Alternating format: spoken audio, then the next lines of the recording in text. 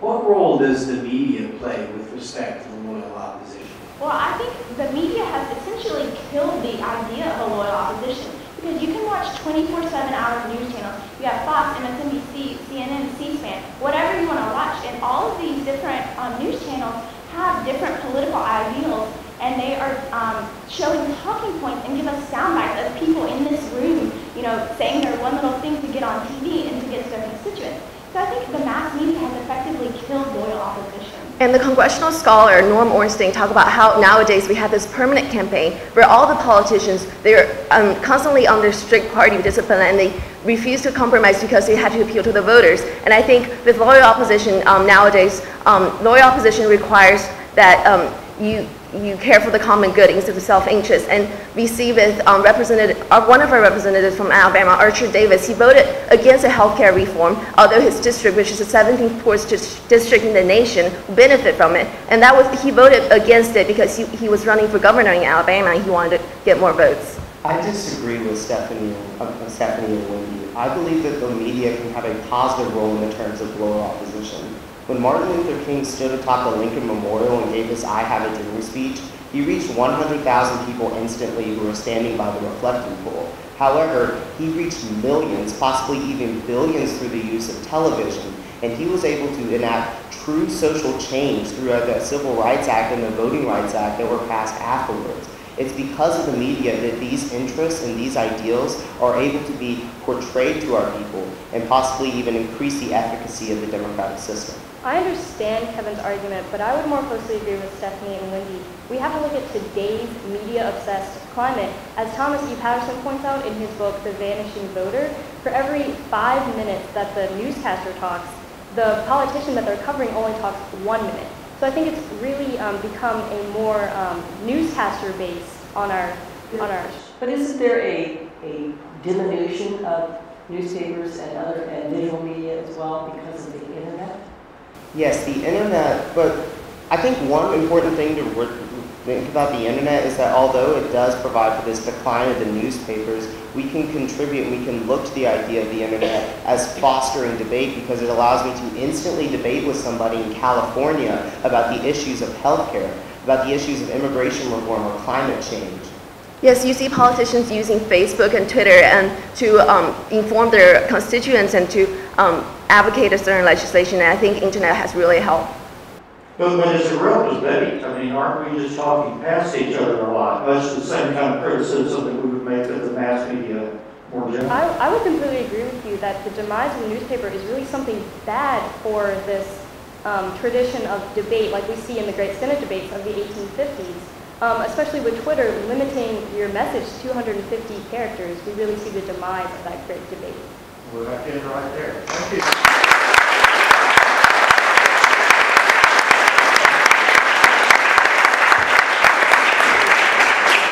Well, you don't have another period to look forward to, so the comments are not necessarily related to how you could improve your performance or change it for the future, but you do have your life to look forward to, and that's what we're going to comment on. And I think I speak for the panel saying how encouraged we are because of people like you and the engagement and the depth of engagement that you've made with these issues. Ranging from starting with the quote of the great constitutional scholar Woody Allen, ranging all the way through the allegedly dead Strom Thurmond, and on to the Tea Party and Federalist 70. You gave us an impressive array of knowledge, both in your initial presentation, but most importantly, just in terms of your response. We talk about, and I'm sure you've all heard us talk about, we're here to have a conversation with you. We did, and it's fun, because you know a lot about this.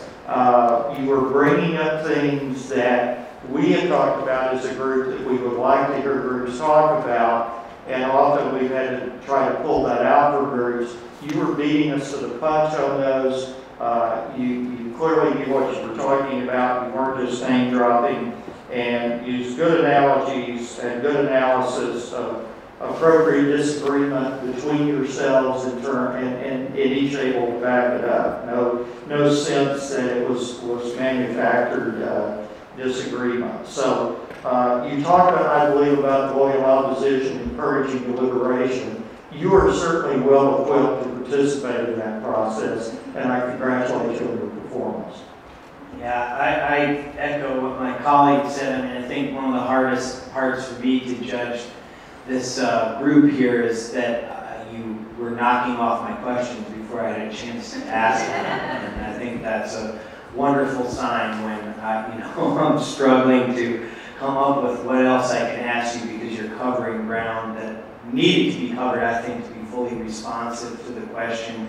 I think your paradigm of the loyal opposition operates within the process. That's such an important aspect of it, and that's how we have to decide. Somebody working within the process to make sure that the process is working, or is somebody just trying to bring the process to a crashing halt? And I think that you've articulated something that I will take away from today as a valuable, concise, succinct way to objectively identify, what's going on here. Do we have obstructionism, or do we have loyal opposition? So I just really appreciate all the obvious thought that you put into this, and I wish you tremendous success in your future endeavors.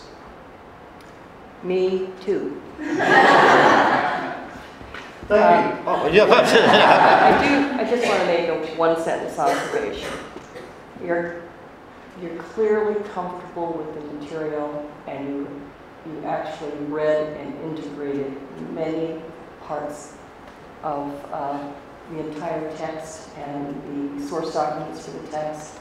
So you had a fluidity that allowed you to demonstrate a really comprehensive understanding of not just this material, but of we the people.